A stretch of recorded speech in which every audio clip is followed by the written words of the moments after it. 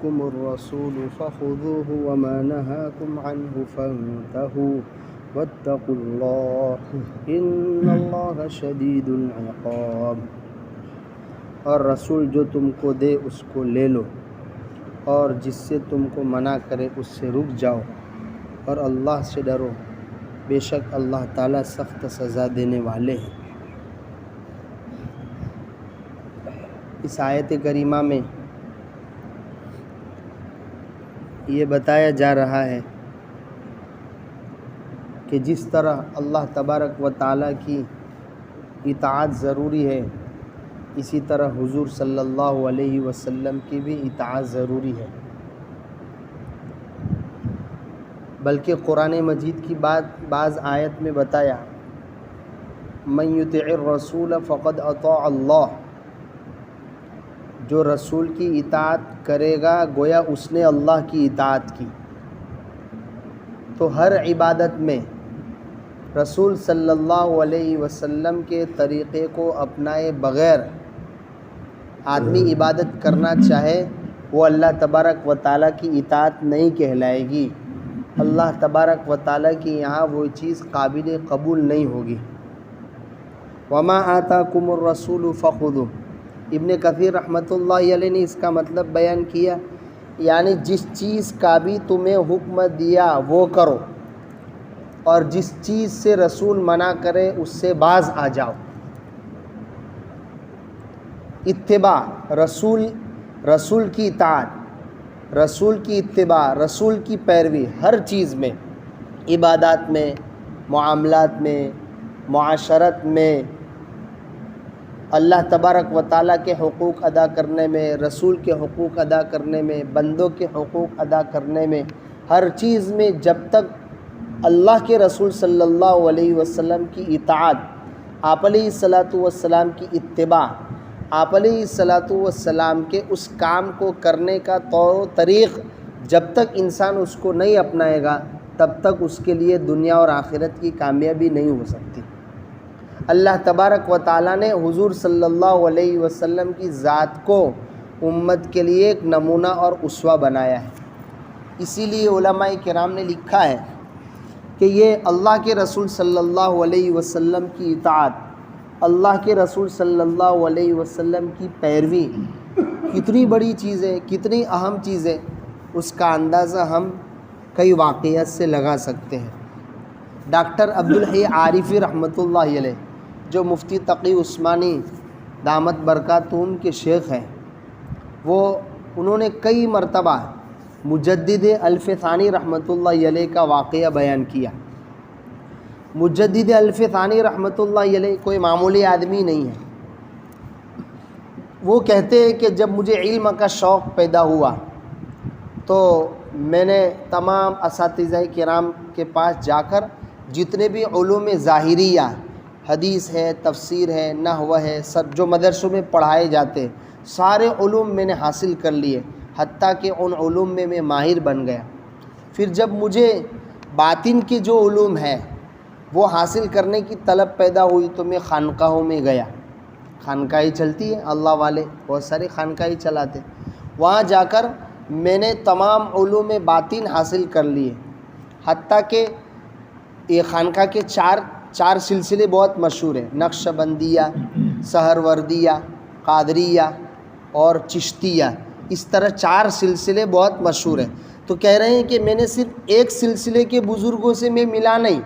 بلکہ اپنی پیاس کو بجھانے کے لیے سارے سلسلوں کے بزرگوں کے پاس گیا، اور سب سلسلوں کے بزرگوں کی جو خانقاہیں تھیں وہاں جا کے میں نے ان سے تمام باطن کے علوم حاصل کیے، حتیٰ کہ حضور صلی اللہ علیہ وسلم کے محبت میں اتنا قریب ہوا کہ حضور صلی اللہ علیہ وسلم نے خود مجھے اپنے ہاتھ سے خلعت پہنائی، جوڑا پہنایا،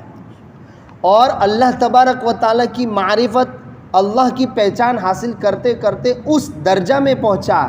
کہ اگر میں لوگوں کے سامنے اپنے واقعات بیان کروں گا تو لوگ مجھے کافر ہونے کا فتویٰ دیں گے، لوگ مجھے زندیق اور بددین بتائیں گے۔ اتنا بڑا آدمی ڈاکٹر عبدالحی عارفی رحمۃ اللہ علیہ فرماتے ہیں، زندگی بھر یہ دعا کرتا رہا، اے اللہ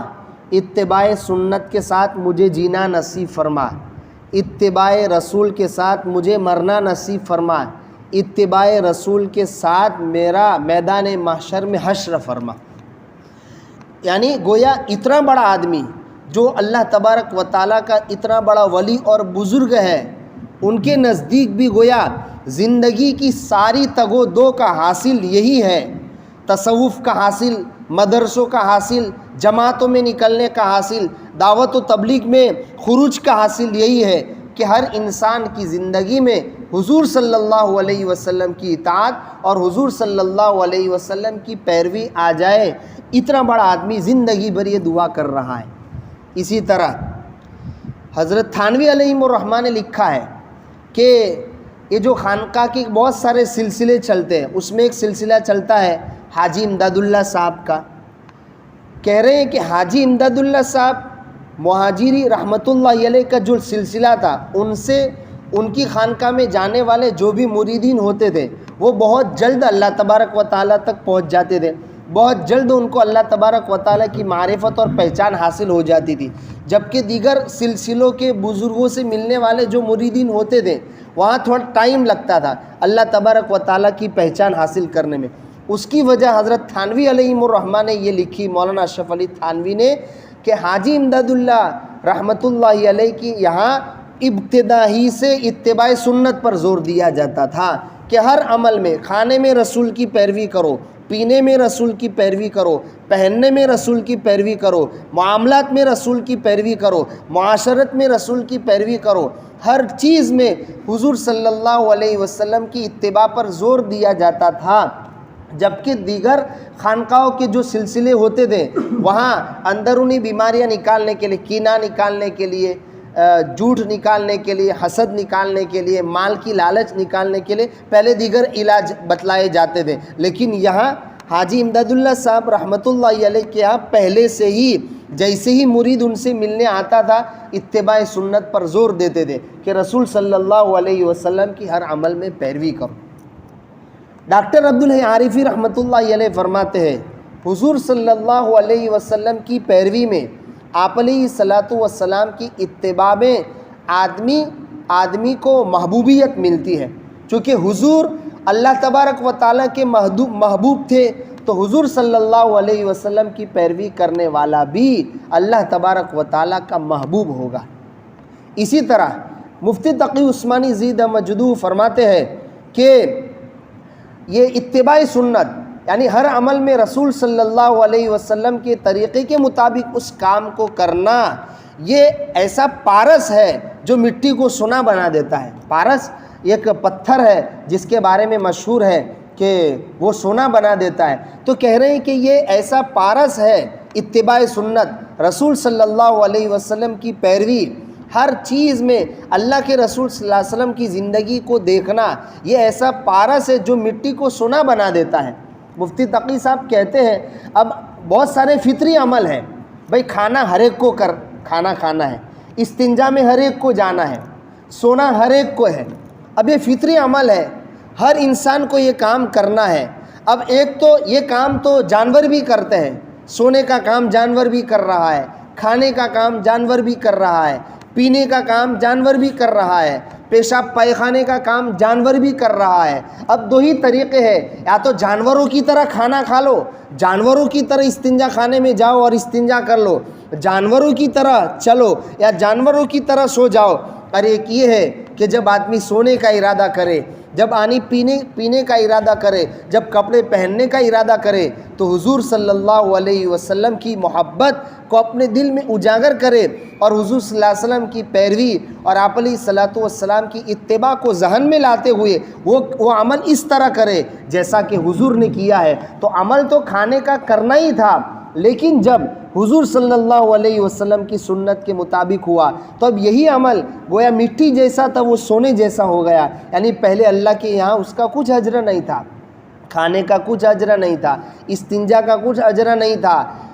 سونے کا کچھ اجر نہیں تھا، لیکن جب حضور صلی اللہ علیہ وسلم کی اتباع کے مطابق آپ علیہ الصلاۃ والسلام کے طریقے کے مطابق وہ کام کیا گیا تو یہی چیز اللہ تبارک و تعالیٰ کے نزدیک آدمی کو اجر دلائے گی۔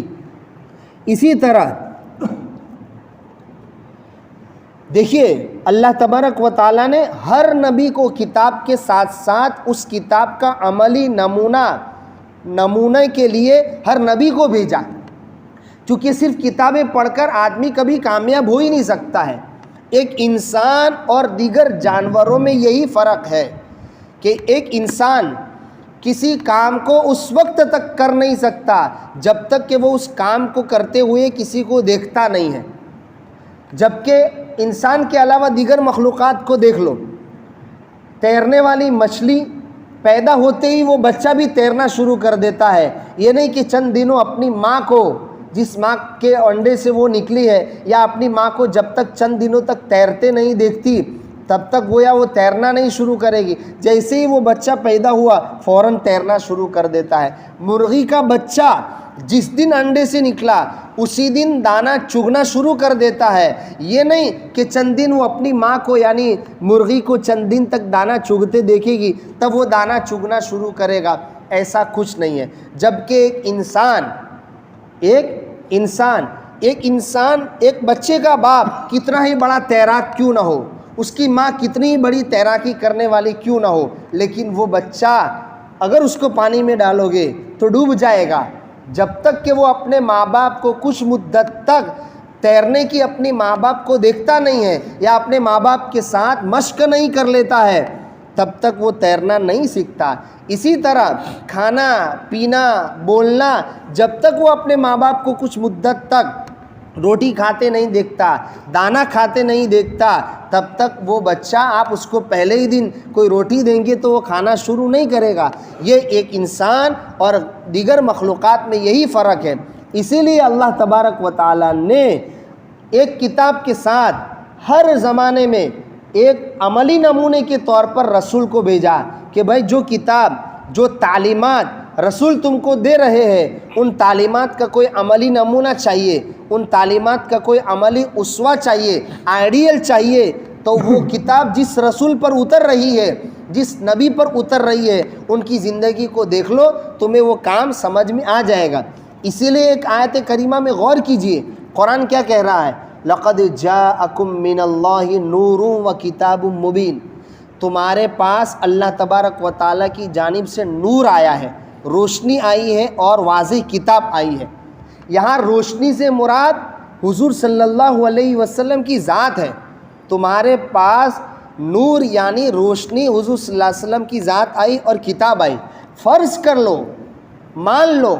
ایک آدمی اچھی سے اچھی کتاب لے کے بیٹھا ہے، حتیٰ کہ قرآن مجید لے کے بیٹھا ہے، لیکن اندھیرے میں بیٹھا، وہ کتاب سے کچھ فائدہ اٹھا سکے گا؟ کچھ بھی فائدہ نہیں اٹھا سکتا۔ اور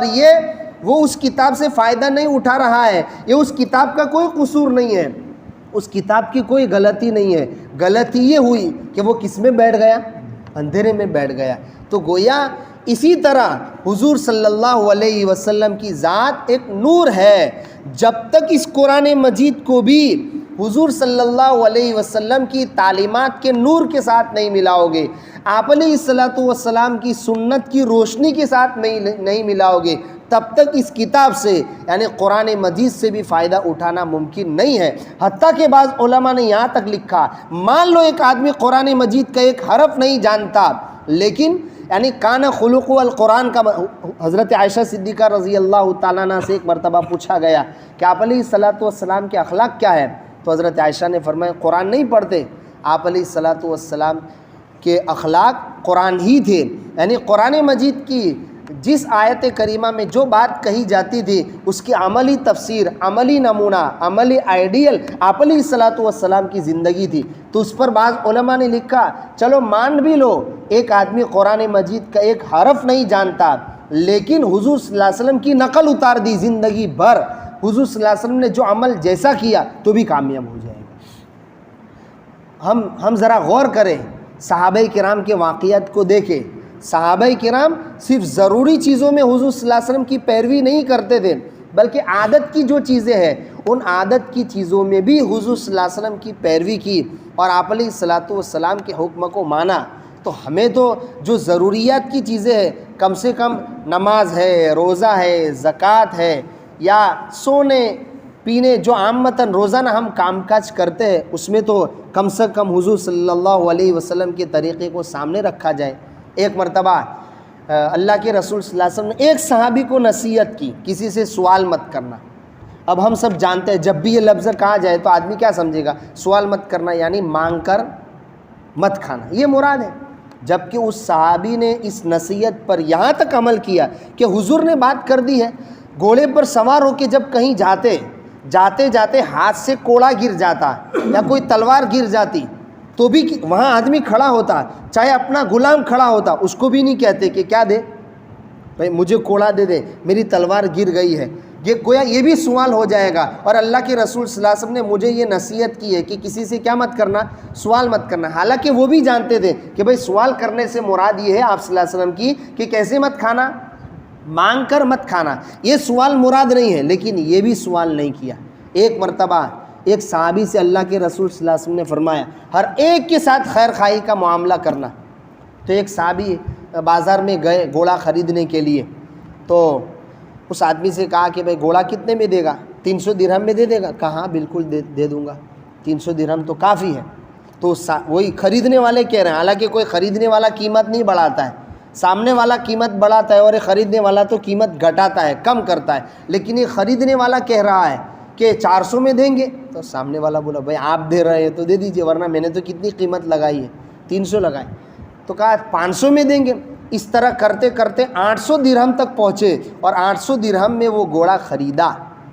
تو ان کے غلام ساتھ میں تھے، جب گھوڑا لے کر جانے لگے تو غلام نے اپنے آقا سے کہا کہ وہ جب 300 درہم میں گھوڑا دے رہا تھا تو 800 درہم دینے کی کیا ضرورت ہے؟ کہا کہ مجھے حضور صلی اللہ علیہ وسلم نے یہ کہا ہے کہ ہر آدمی کے ساتھ خیر خواہی کا معاملہ کرنا۔ اس گھوڑے کی قیمت وہ نہیں جانتا، اس گھوڑے کی قیمت میں جان رہا ہو سکتا ہے کہ وہ اپنے گھریلو کسی مجبوری کی وجہ سے اس چیز کو فروخت کر رہا ہو، چل جانے دے، نکالنا، وہ ابھی گویا گھر پہ پھاقے ہے، کھانے پینے کی چیز نصیب نہیں ہے، تو چاہے 300 میں تو 300 میں گھوڑا خرید کے بھی اپنے گھروں ایسی کسی مجبوری کی وجہ سے وہ بیچ رہا ہو۔ تو حضور صلی اللہ علیہ وسلم کی نصیحت پر یہاں تک عمل کیا کہ وہ چیز سامنے والا 300 میں دے رہا تھا اور سودا صحیح ہو جاتا، خریدنا بھی صحیح ہو جاتا، بیچنا بھی صحیح ہو جاتا، چونکہ دونوں کی رضامندی ہو رہی ہے، لیکن پھر بھی صحابی نے 800 درہم میں خریدا۔ ایسے کئی واقعات ہیں، انشاءاللہ آئندہ بھی آ جائیں گے۔ اللہ عمل کرنے کی توفیق عطا فرمائے، حضور صلی اللہ علیہ وسلم کی اتباع ہم سب کو نصیب فرمائے۔ سبحان اللہ والحمدللہ، سبحان اللہ،